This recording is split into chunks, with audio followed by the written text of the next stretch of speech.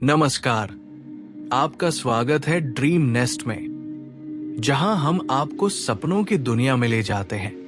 आज की कहानी आपको एक ऐसे सफर पर ले जाएगी जो न सिर्फ रोमांचक है बल्कि दिल को छू लेने वाला भी है।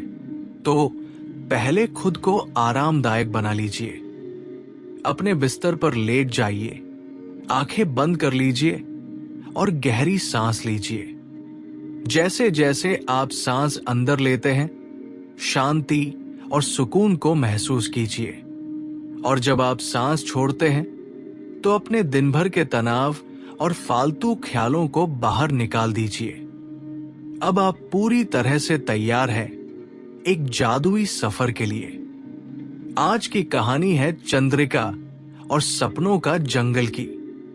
ये कहानी है एक छोटी सी लड़की की जो अपनी हिम्मत और सपनों के सहारे एक अनोखी और रहस्यमयी दुनिया तक पहुंचती है।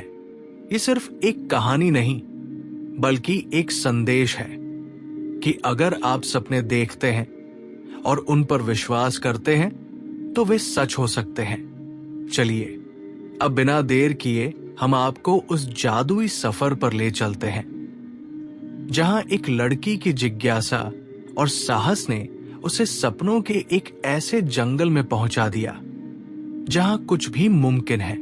तैयार हो जाइए, क्योंकि ये सफर आपको अपने बचपन की मासूमियत और आपके भीतर छुपे सपनों की दुनिया से जोड़ देगा। अब गहरी सांस लीजिए, खुद को इस कहानी में खो जाने दीजिए और हमारे साथ इस रोमांचक सफर का आनंद लीजिए। चलिए शुरू करते हैं। कहानी का नाम है चंद्रिका और सपनों का जंगल। बहुत पुरानी बात है, एक गांव के किनारे एक प्यारी लड़की रहती थी जिसका नाम था चंद्रिका।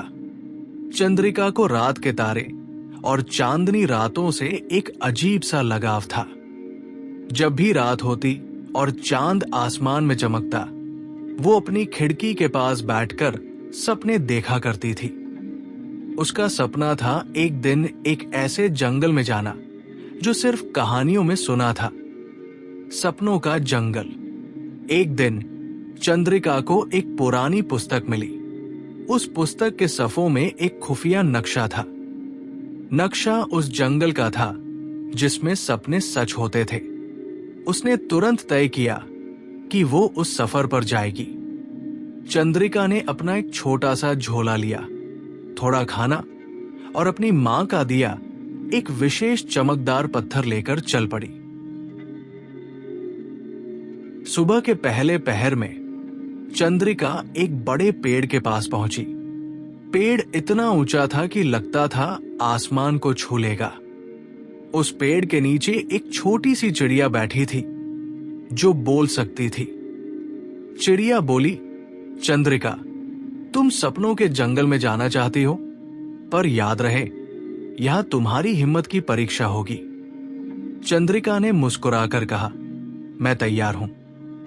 चिड़िया ने अपने पंख से हवा में एक रास्ता बनाया और चंद्रिका उस रास्ते पर चल पड़ी। पहला मोड़ एक नदी का था।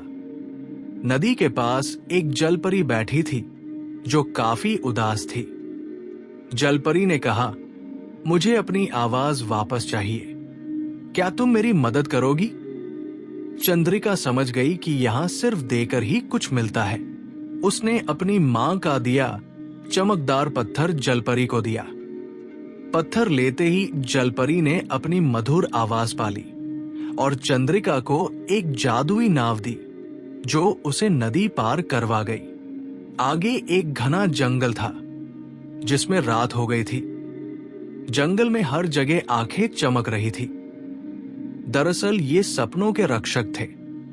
एक बूढ़ा रक्षक आगे आया और बोला, अगर तुम्हारे सपने सच्चे हैं और तुम्हारे इरादे पवित्र हैं तो ये रास्ता तुम्हारे लिए खुल जाएगा। चंद्रिका ने अपने सपने और अपनी इच्छा के बारे में रक्षक को बताया। उसकी सच्चाई और निर्दोष मन देखकर रक्षक मुस्कुराया और रास्ता खुल गया। चंद्रिका जब जंगल के अंत में पहुंची तो उसने देखा कि एक बड़ा सा दरवाजा है।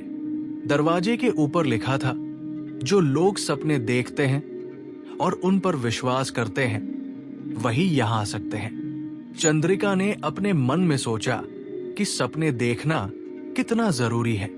उसने दरवाजा खोला और अंदर घुस गई। अंदर का दृश्य अतुलित था।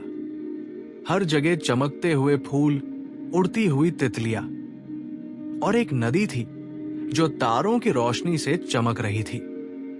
चंद्रिका को महसूस हुआ कि वो अब अपने सपनों के जंगल में है। वहां एक सुंदर पीपल का पेड़ था जो बातें कर सकता था। पेड़ ने चंद्रिका से कहा, तुमने हिम्मत और दया दिखाई, इसलिए तुम्हें ये जगह मिली है। याद रखना, सपने सिर्फ तब सच होते हैं जब तुम उन पर विश्वास करो और उनके लिए मेहनत करो। चंद्रिका अपने जंगल के सफर से बहुत कुछ सीख चुकी थी।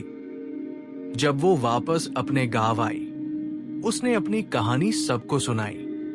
लोग पहले तो विश्वास नहीं करते थे, लेकिन उसकी आंखों में जो चमक थी, उसने सबको बता दिया कि चंद्रिका ने कुछ अद्भुत देखा है।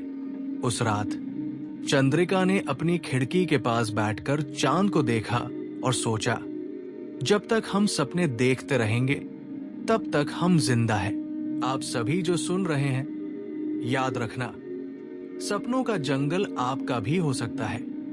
बस विश्वास रखो और अपने सपनों के पीछे चलो। अच्छा, अब आप अपनी नींद का मजा लीजिए और इस कहानी को अपने सपनों में जिए। शुभ रात्रि।